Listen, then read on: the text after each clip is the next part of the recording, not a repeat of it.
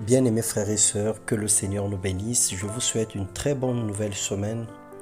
Ce matin, nous allons partager la parole de Dieu. Le thème de notre méditation, c'est le feu du Saint-Esprit dans nos vies. Nous voulons élever le Seigneur comme tous les matins. Nous glorifions son nom parce qu'il est Dieu. Lui qui permet toutes choses, qui renouvelle pour nous le souffle-vie. Puissant Seigneur et Sauveur, nous te rendons continuellement des actions de grâce. Nous venons te rendre toute la gloire pour ce que tu as accompli dans nos vies. De tous nos cœurs, nous te célébrons car tu es notre agneau pascal, notre souverain sacrificateur, notre bienfaiteur et notre Dieu. Que l'honneur te revienne dans le nom puissant de Jésus-Christ. Nous allons lire la parole de Dieu dans le livre des Nombres, le chapitre 31, le verset 23.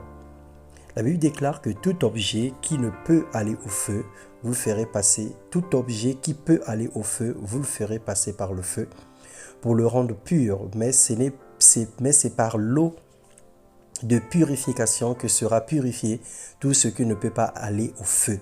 Vous le ferez passer dans l'eau.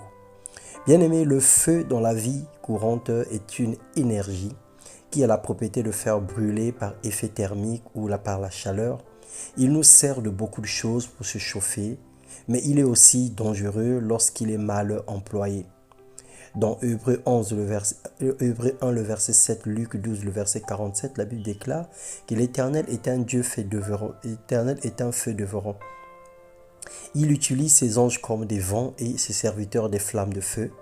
Mais il est aussi venu jeter un feu sur la terre et ce feu est déjà allumé et personne ne l'éteindra. Dieu fait des justes des flammes de feu pour les maintenir continuellement pur et saint comme de l'or, afin de bien accomplir l'œuvre pour laquelle il appelle chacun. Et nous savons que l'or est un métal que nous aimons beaucoup. L'or a de la valeur et l'or a un prix élevé à cause de sa valeur. Voilà. Et donc aujourd'hui, pour que l'or soit davantage pur et que l'or brille davantage, c'est par le feu qu'on fait briller de l'or. On utilise du feu pour travailler ce métal. Et le Seigneur compare nos vies à de l'or. Et le feu du Saint-Esprit joue le même rôle à l'intérieur de nous. L'Esprit de Dieu produit un feu à l'intérieur de nous qui nous purifie. Et lorsque nous passons par le baptême de feu, lorsque nous passons par le feu, nous sommes changés. Matthieu 12, le verset 18 à 21, la Bible déclare « Il ne cassera pas le roseau abîmé, il ne teindra pas le lumignon qui fume encore jusqu'à ce qu'il ait fait triompher la justice. » Nous sommes comme des lumignons, comme des mèches qui fument et personne ne peut l'éteindre. Nous réclamons souvent le feu, mais nous ne réalisons pas que ce feu est là pour nous consumer, pour mettre en cendre notre être intérieur, notre moi, nos idées propres, nos désirs égoïstes et toutes nos capacités personnelles et indépendantes qui n'honorent pas Dieu. Le feu là vient pour nous briser, le feu là vient pour nous changer, le feu là vient pour nous éprouver. Le feu est allumé pour nous donner la pureté, pour nous briser, pour nous transformer, car Dieu ne peut pas utiliser un corps impur. Il est saint et il exige de nous une vie extrême, d'extrême sainteté et de pureté. C'est pour ça que le feu du Saint-Esprit joue un rôle important dans nos vies. Et ce feu également nous protège, nous préserve.